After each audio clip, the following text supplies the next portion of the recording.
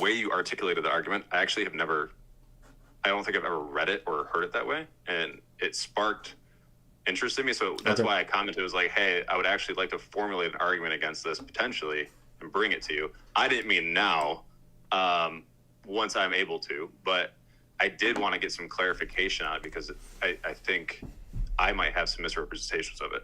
So first of all, if you read the debate between Palamas and the Barlaamite, which is an 80-page debate, the debate actually goes into what we partake of and how do we partake of God without compromising his simplicity. So I can tell you from the outset, the idea that a strong, real distinction in God compromising his simplicity is itself a problem in the Roman Catholic position because you believe that the persons are really distinct in the Trinity. So if real distinctions compromise it, you're already compromising it by being a Trinitarian. Okay, so yeah, the composition issue. The other part of it was the like the Cappadocians and Dionysus. They used to use language, and I could be wrong. I'm going off the top of my head. Processions, right, and like operations. Yeah, the word is still in the Greek energeia. I mean, you know that's in the New Testament, right? Yeah. But did they ever posit a real metaphysical like divide from God himself? Not a divide. It's a distinction is not division. Just like when Basil makes the same argument about the persons, he says that the distinction between God and his energies or operations is no different than the distinction between the persons or the person and the nature in the triad. Okay. What was the Palamas and what was the other person? Dialogue with the Barlaamite is an 80-page book that is a debate on this very topic between Akindinos and Barlaam. Okay, and I think part of the problem is I'm not scholastic and full in the sense of like Aquinas and stuff. So like I'm more Scotus on that side. So that might be some of my confusion. Well, I mean, but Scotus doesn't really help the case because a formal distinction doesn't really tell us anything about what we participate in. So in the dialogue that I'm recommending to you, the course of the argument proceeds from originally questions about composition and simplicity. And it eventually moves into Palamas arguing, well, what do you think we participate in if there's not actual energies that are different from the essence? The Palamite synods end up using the terminology of a different reality. The reality of foreknowledge cannot be identical to the reality of providence and the reality of the divine essence. Because, for example, God does different things and does different works. So if, for example, he creates a world over which he's provident, the exercising of the attribute of providence requires a world. But God did not eternally have a world over which he was provident, you see. So there has to be some distinction in God between energies that are potential or that are powers versus those that are actualized. And this is part of what the essence energy distinction does to make the note that God does different things. God rested from the work of creating. So he's not eternally creating. Right. Likewise, it says in Scripture in Zechariah and in Isaiah and in the book of Revelation that there are 7 spirits of God. And it lists those spirits as being upon the Son of God. Does that mean there's 7 Holy Spirits? Is God's wisdom, knowledge, fear, are those things creatures? So, well, did you hear what I said though? The 7 spirits of God? Well, no, obviously, like I would not say that that's. I don't think I would agree with that. Obviously. Okay, so are they the essence of God? Well, I think that's my next obvious question. Then is like, how do you have, or like, are the energies actual ontological distinctions in God or conceptual distinctions? No, they're really different realities, not mere conceptual distinctions, because the reality of the divine essence cannot be identical to the reality of providence, because if the divine essence is necessary and eternal, then providence is necessary and eternal, then there's a world over which God is providential for all eternity, necessarily. So it is multiple realities. That's the terminology that the Palamite synods use. Different, distinct realities. Okay. All right, that makes sense. And if you look at the 150 chapters, it's like 98 to like 103, where Palamas engages in reductio arguments to prove that they're different realities. And one of the arguments that he uses in those reductios is what you just heard me use. Okay. And you would probably believe that the entire Latin tradition fell into heresy because Palamas' teachings were pretty much condemned in entirety, right? Correct. So you would agree that the Latin tradition fell into heresy from that point or some point? Yes. Okay. Particularly during the period of 1274 of Lyons with the dogmatic definition of a double eternal hypostatic procession, the response Council of Blachernae, the Palamite synods, and the Council of Florence is the official departure. And there's a great orange book here called Palamas' Readings by Norman Russell, and it has all the Palamite synods in it. Is there pre-schismatic language for the essence of energies? Yes. So letter 234, Basil says that we do not know or experience God's essence, but the energies or operations, the energeia, come down to us. You could look at Basil's On the Holy Spirit, where he argues that one way that we know that the Holy Spirit is fully divine is that he has the same energy as the Father and the Son. To have the same energy signifies the same nature. You could look at St. Maximus the Confessor, who uses the energies all the time in his polemics, in his dispute with Pyrrhus. He uses the energies. St. Cyril of Alexandria uses the energies to help explain what it is that's going on in the Eucharist and what's going on in Christology. The Sixth Ecumenical Council, even in the Latins with Pope Agatho, says that Christ has two wills and two energies. That means he does different things. So to have theophanies, for example, requires the essence energy distinction. There's no other way, there's no other toolkit or system that explains or allows for the theophanies to be real other than the Orthodox theological system. And that's why all the Thomists have been openly denying it in the last month on Twitter. Interesting. Okay. And for the sake of sounding like reducing this to such a ridiculously simple degree, what is so in Eastern Orthodoxy, you guys believe that you guys are consuming the divinity, obviously both sides believe that. But what would be the term that you would distinctly say is different between what we're consuming? We believe that we're partaking of a deified flesh that is deified by the uncreated energies of Christ. And a Roman Catholic must believe in some way that it is a created reality that is the grace itself. We're not talking about the elements. We all know the elements are created. We're not talking about Christ's physical body. Okay. We know that's created. The grace itself in the Roman Catholic system must be a created reality because it is not the essence of God. Okay. So that's what I was going to emphasize, the essence, not the energy. Okay. Okay. Well, no, I'm saying the Roman Catholic position, it doesn't have the toolkit to explain it or to agree with Ephesus and Cyril, because they say, well, we're not eating the essence, so what is the divinity then?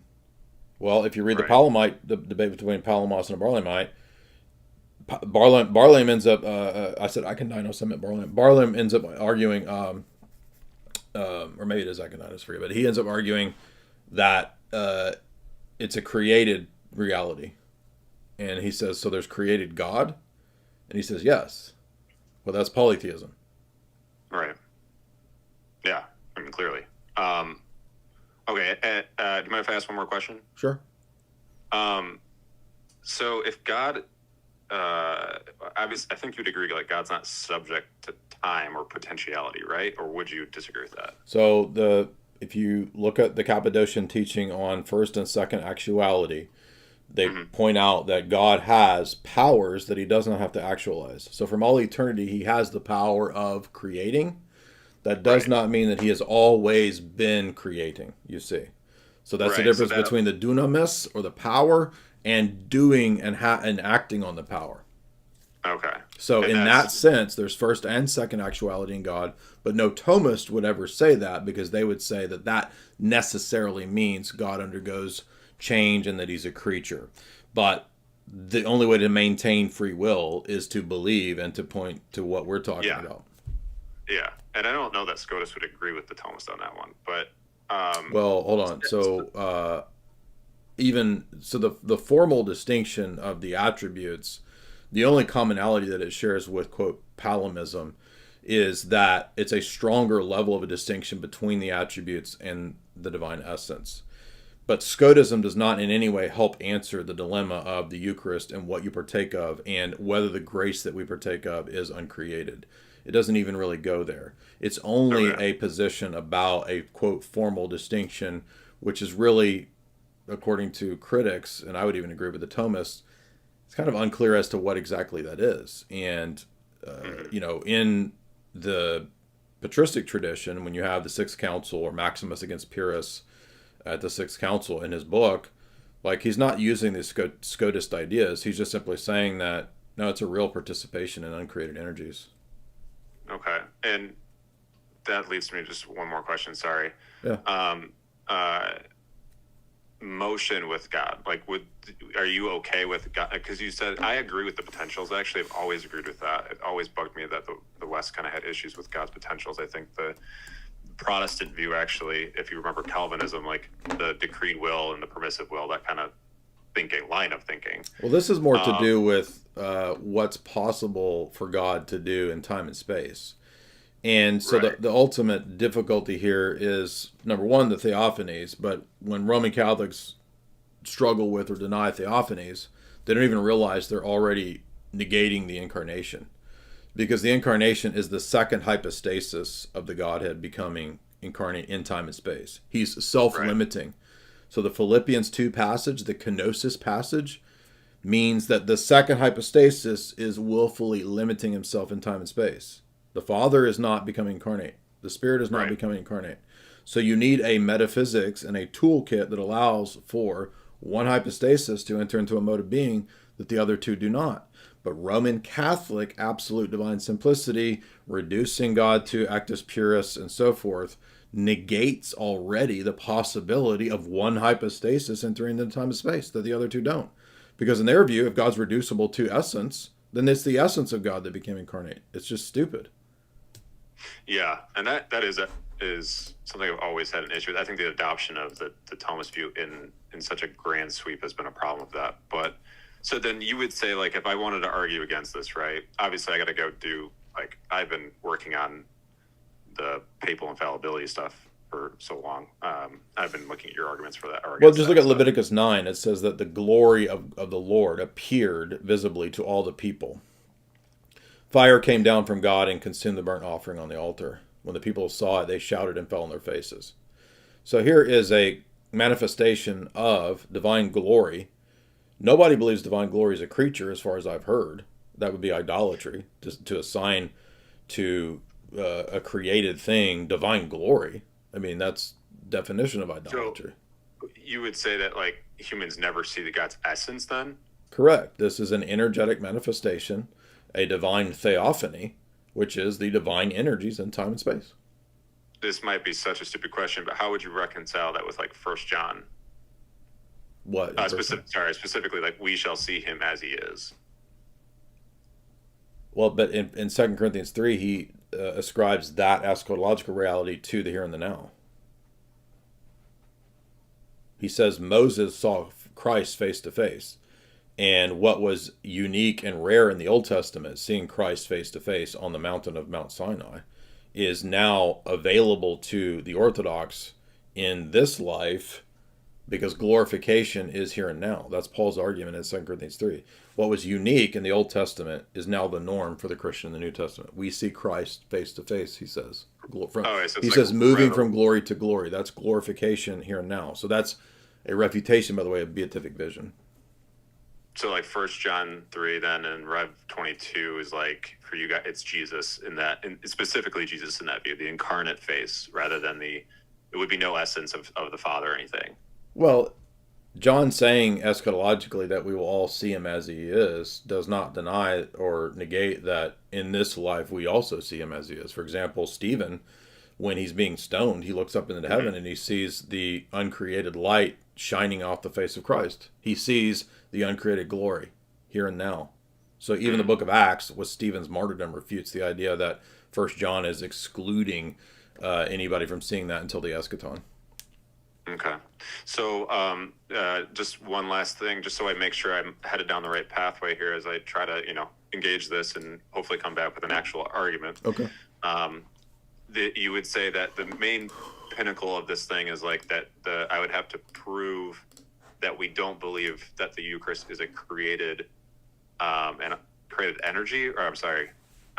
Well, I mean, it's already in Roman Catholic dogma that it is a creature. So you could look at Ludwig Ott when he talks about sanctifying grace. He says it is not God Himself. It is a supernatural created accident.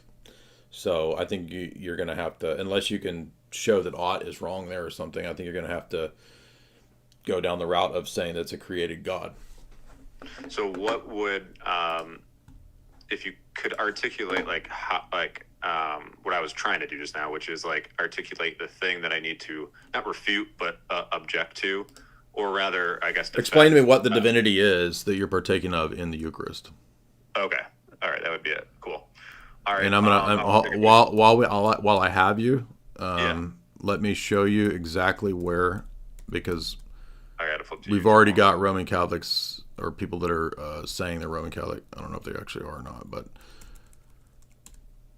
because I know that, I mean, obviously, like we are partaking in the divine. Like, I understood that very basic essence, or not essence. That's the wrong choice of words for right now. At a very basic level, like that is what the Eucharist always is. And coming from Protestant theology, I for me, getting to the real presence point of view took, a while or whatever, blah, blah, blah. So now engaging this is just like, it seems like a whole nother hill, but, I mean, I think it's necessary. It's probably, I would say, one of the pinnacles, like, screw papal infallibility and stuff. This is more important. Actually, I agree with you because, when I was back in 2007, 8, when I was kind of struggling between being Uni-8 or being Tradcat or being Orthodox, I put a lot of time into papal stuff, and I found that I kept going just in circles with papal quotes and quote mines, and then you find out about forgeries, and it's like, I'm never getting anywhere with an infinite stream of papal quote mines, and that's when I started looking at the theological issues more specifically versus the ecclesiastical, and ultimately that's what made me never go back to the Roman Catholic Church. Now, in this article that I wrote many years ago, Roman Catholic Absolute Divine Simplicity Refuted, if you scroll down past a lot of the references, eventually I get to the section on created grace.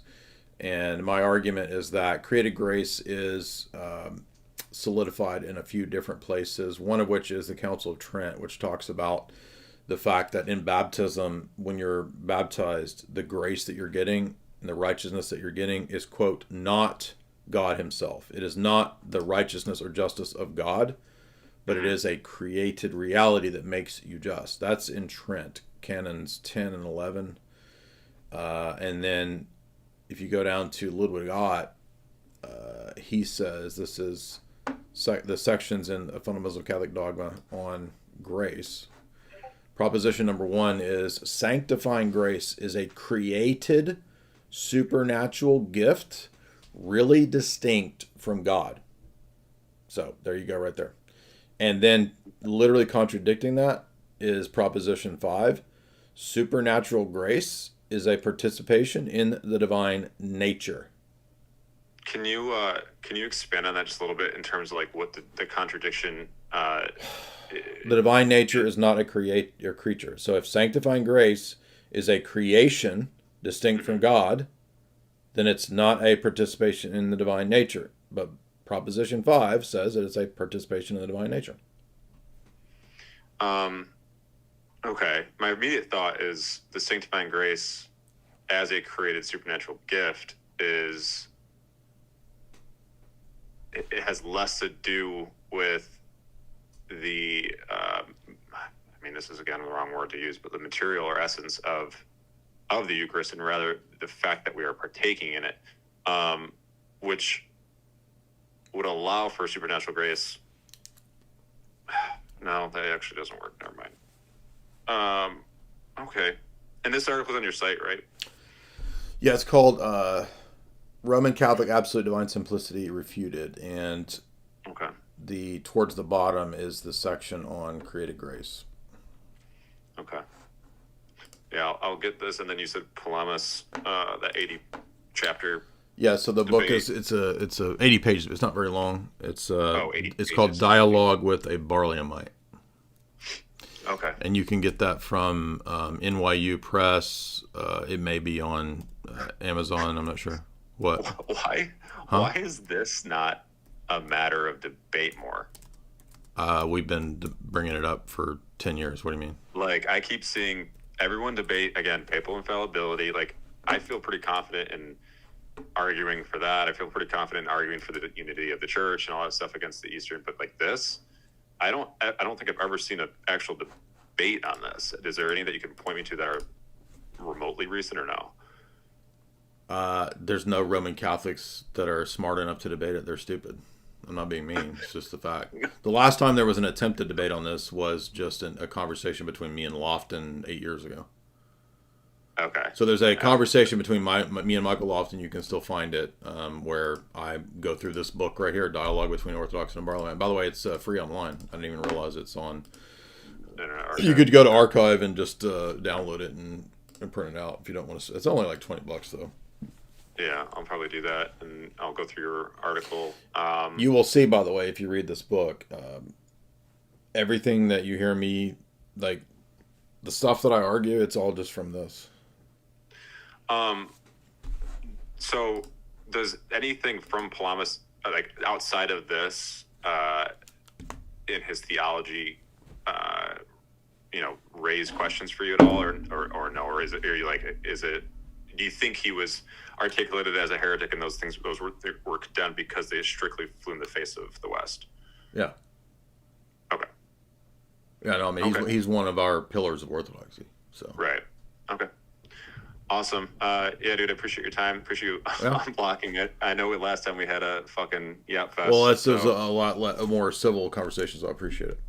Yeah, no, me too, for sure. So I'll hopefully come back and throw an argument together, and you can shit on it. So we'll see. No, appreciate it. And I think we got another one here. Here's our other Uniate guy who's always wanting to throw in the Uniate stuff.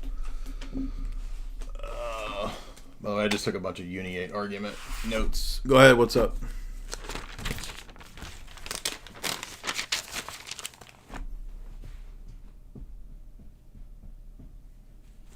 Are you there, Jim?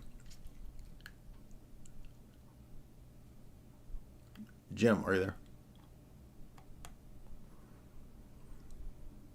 Bond, since $20, he says, is Mount Tabor the only time that God the Father speaks to man? Well, every action or every theophany is triadic. So, no. But I think you're saying, like, is that the only time that we hear an energetic manifestation proper to the Father? Well, at Christ's baptism, this is my beloved Son. So even though that's an energy proper to the Father, it is still triadic, right? Just like the theophanies in the Old Testament, those are proper to the Son.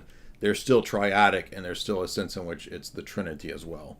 Now, it's not the whole triad or the divine essence in time and space, but you never have, for example, the presence of the Son without the Father and the Spirit with him, because they indwell one another, right? So, where'd that guy go? Jim, where you at, man? I thought you were coming back. Here you go. Let's try again. I think Jim's a Uniate. Hey, can you hear me? Yep. Hey, can you hear me? Uh-huh. Oh, sorry.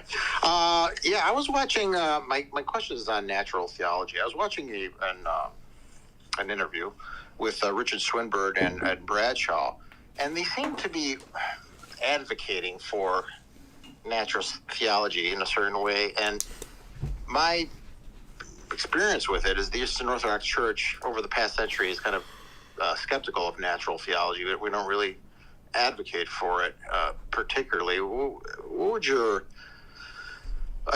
Yeah, I mean, I think Dr. Bradshaw, like most academics, is probably being as charitable and as amenable as possible. The book that they put out about natural theology doesn't really even address the Orthodox critique until a very late chapter, and it basically just admits that, yeah, some of the famous Greek theologians have been critical of it, like Losky, some other Russian theologians too. I think it mentions about Brinskoy, or I forget who it says, but Point being is that, yeah, of course we critique it. Laska has many critiques of it. Stan Eloy has critiques of it. Yeah. And is Swinburne an advocate of social Trinitarianism? Because a good question. I don't actually know. I've read one critique of him. He's a Thomist, so I don't understand why anybody wants to follow a Thomist in the Roman Catholic Church, but I mean the Orthodox Church. Yeah, he's kind of a weird cat, because he says he's Orthodox. He says he's Orthodox, but then he's like way off on some things. I know. Exactly. Yeah. The best critique of Swinburne on this point is, have you read Theistic Fallacies? No. Oh, you got to read this. So this is an article written by Dr. Garraby, and it's right here. He takes Swinburne as his chief example of someone to critique, and he just takes him to the woodshed, basically. All right, I'll check that out for sure. And Dr. Garraby, Theistic Fallacies. Awesome. I'll check that out. And another thing is, I don't know if you realize, but the guys like you and let's say Josiah Trenum, like converts who started in as Protestants and made your way all the way to Eastern Orthodoxy over the just the vast amounts of communications and information that's been available on the internet. I was born into Greek Orthodoxy in the 70s, and we had converts coming in, and they just couldn't assimilate. Now, as we've become second and third generation, it's changed. And it says, you go to your Russian Orthodox Church, and there's not just Russians, there's Americans, there's Africans, there's Asians, it's all mixed up. But dude, keep going, because I don't think you realize how really effective it is when you have someone from within, like you or Josiah Trenum coming in and communicating to the masses. And I'm surprised you're not like a lawyer for the ecumenical patriarchy or something like that, because you'd be awesome at it. Well, I'd have to be in the CIA to do that, so I'm not doing that. But thank you for your appreciate your compliments. But yeah, you got it.